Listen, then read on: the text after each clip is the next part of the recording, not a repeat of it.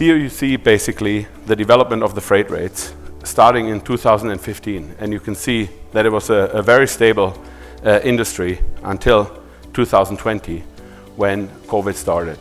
And then you can see that Drury, which is basically an organization looking at freight rates and global development, has shown that the index decreased by another 5% this week and dropped by 79% when compared to the same week last year.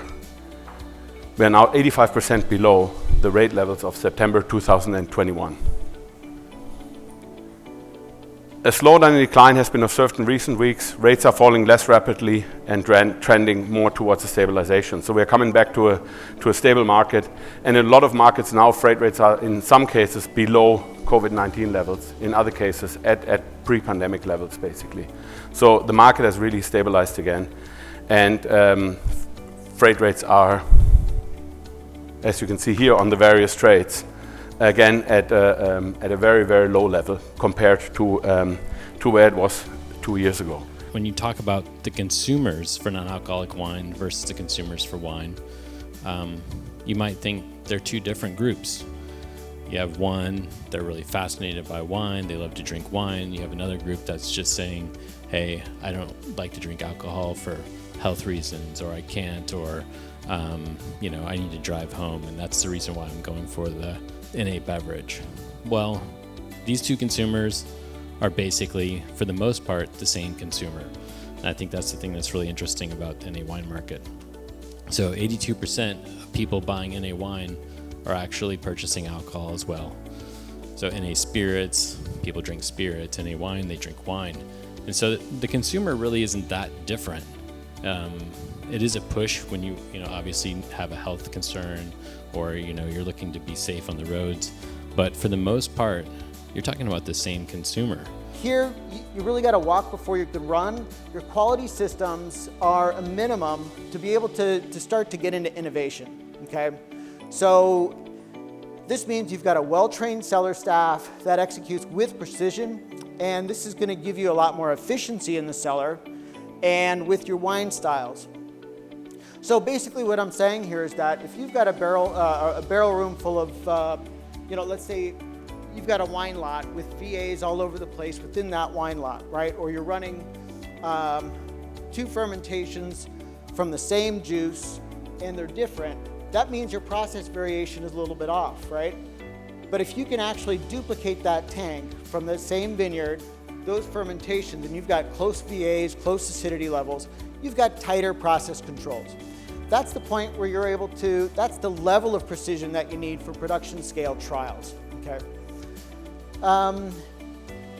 So we're trying to use applied research to solve problems, innovate, right? Create new brands, create new directions, and even evaluate regenerative type systems, such as sustainability, organics, right? Because you don't know how some of these new practices are going to affect your winery.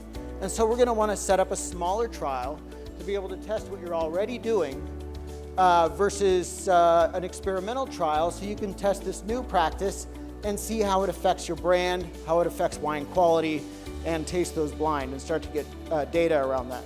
So at this point, this is where you start to become more profitable. You're building your brand equity, and it's easy street from here, right? The idea is what do you need to help you get your business? There's first of all, there's the brand winemaker, which is usually the face of the brand. And if you have a brick and mortar winery, they're going to do all the logistics. They're going to buy the grapes and do all the sourcing for you, work with the vineyards and coordinate. They're also going to do from grape to bottle winemaking. They're going to do all the wine styling for you. They're going to be in charge of, and Brian said it earlier, a lot of technical stuff. They're going to be doing your TTB. They're the ones going to be ultimately accountable, usually for most wineries, for the government 702 reporting. Also, they handle a deal with warehousing and logistics on that. And also they will do any private labels for you. Like, when you usually have brick and mortar, you might do your own label. You might be doing some private labels for other companies and a lot of logistics like that. The next one is the consulting winemaker. This is someone that wants a brand but doesn't maybe want the brick and mortar. And that's the thing, is they take what the client's wants and needs are. So whatever your goal is for your brand when you're starting out, I really recommend getting with a consultant winemaker. There's a lot out there. I saw plenty of them out in the foyer earlier. And they're going to work with a custom crush winemaker to help make your needs and wants. And a consulting winemaker will do as much or as little as you ask them to do.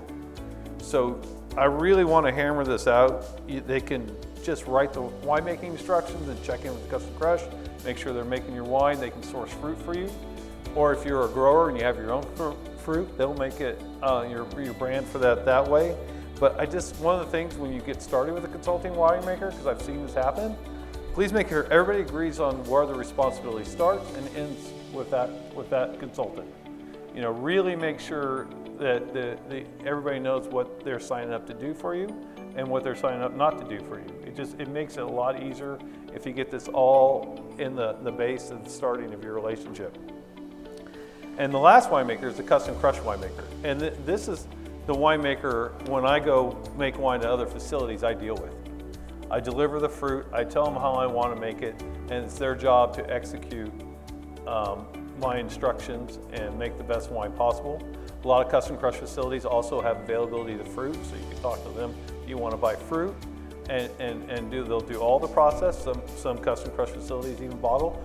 A lot of custom crush facilities don't bottle, so your consulting winemaker would have to arrange for bottling or mobile bottle line or whatever logistics you need to get your brand to fruition.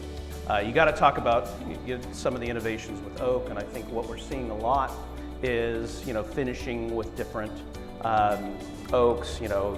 Some pioneering distillers have made it okay to finish with French oak staves, and traditionally they've done port barrels, brandy barrels, sherry barrels, all the like, and now we have that same concept in barrel alternatives, where the oak has been aged and seasoned in the presence of cognacs and brandies and sherry and port. So it's like a deconstructed barrel that can now be used to finish spirits, and I think you're seeing that a lot on the labels too. Like, it's a good way to get around French oak age statements.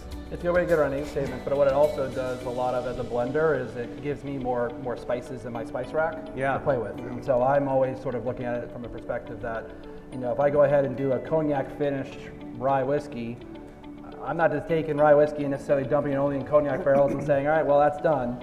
Because if you do that, it might not be balanced. It might not have all the nuance that you want there too. So you might decide to blend in some stuff that wasn't completely finished in there as well. Same base, but just slightly less cognac-y, right? So if I have more tools to work with, like interstave technology or what have you, it might be more advantageous for me as I do more complex blends to start taking flavors I can't normally get. Because of course the TTB requires, barrels and all that sort of stuff to be disclosed on the label, but the use of the word stave has certainly made things a little easier if we want to get really creative on a blend, because I don't necessarily have to be so sort of constrained on what I've got. I've got different tools I can grab from. So that's exciting. Really, what are the KPIs that you use to measure a successful direct-to-consumer business? And I think for a lot of people, when you talk about direct-to-consumer and a website, it's just like, oh my God, like I have to learn something else. But quite frankly, the KPI, the simplest KPI of a direct-to-consumer business is how many people are visiting my website. And sometimes a website can just be one page. It just having something, I always say to everybody, if you're a small brand, a big brand, a medium brand, or whatever brand, you have to think of your URL as your 24/7 piece of advertising. So it doesn't have to be commerce, doesn't have to be transactional, but having something up there that is easy to read and easy to connect with a customer can make all the difference for you. You can have a buyer. I mean, remember, every single person in this room has a phone. Every single person in this room is, after we leave, is going to get on their phone and look at their email and go to maybe a website to check something out or hear about something to check something out. Just having your site up, like built on Squarespace, is like 100% better than nothing. So I can give you the big KPIs that we have in our business, average order value, and where our cohort data are, we're always looking at cost per click and cost of advertising. But I would say ultimately, if you are sincere about a transactional site, you have to put the proper thinking and the proper support against it. It's not massive, but it is something.